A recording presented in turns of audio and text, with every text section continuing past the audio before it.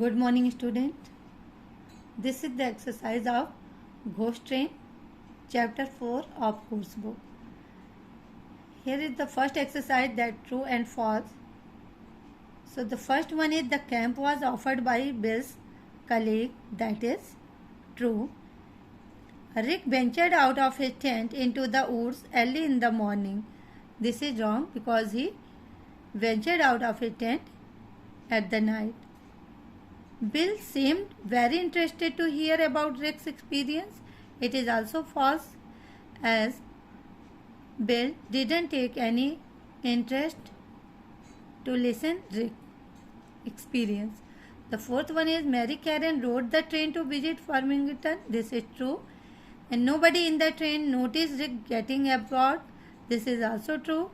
And the authorities did not believe in the talks behind Rick's disappearance. This is also true. So here, student, there is question answer of reference to context. The first one is, what did Will mean by a ghost buster? It's mean that someone who catches ghost. And the second one is, why was Will wishing the listener good luck? Because Will didn't believe in the ghost story. That's why he made fun of Rick. And the third one is, why do you think Will's response was so predictable? As we know that he did not take any interest in Rick's experience, that's why Will's response was predictable, because he had already established that he didn't believe in ghost stories. Now we come to the question answer that answer these questions briefly. The first question is, why did Rick venture out into the nighttime woods during their first night at the camp? So student, when we read the chapter, we have an idea that Rick ventured out of his tent into the nighttime woods, woods mean forest, during their first night at the camp, because he heard the sound of a train horn, and he was curious to find out where the sound of the horn was coming from. He had never heard a train in all their years up.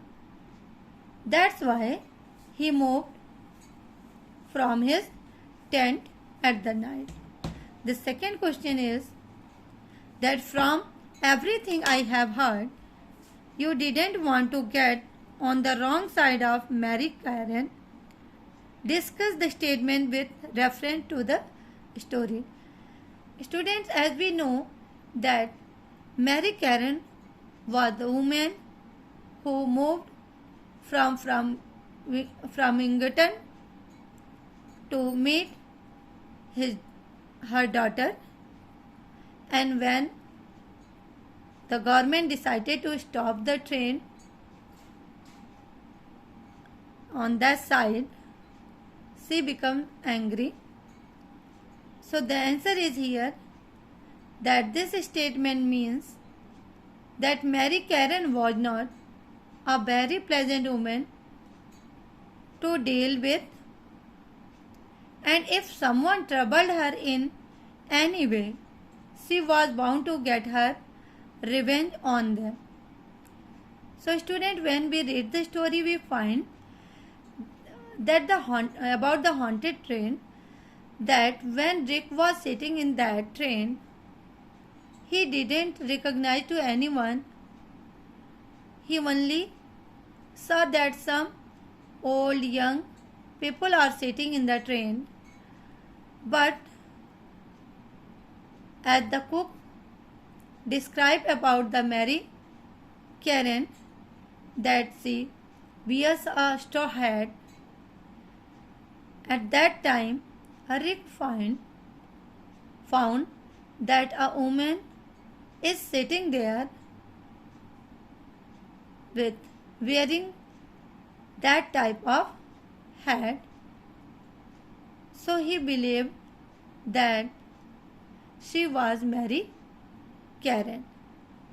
And when the news is that Rick was disappeared and there is no information about the train and about the person. So it is believed that from everything I have heard, you didn't want to get on the wrong side of the merry-go-round. Thank you, students.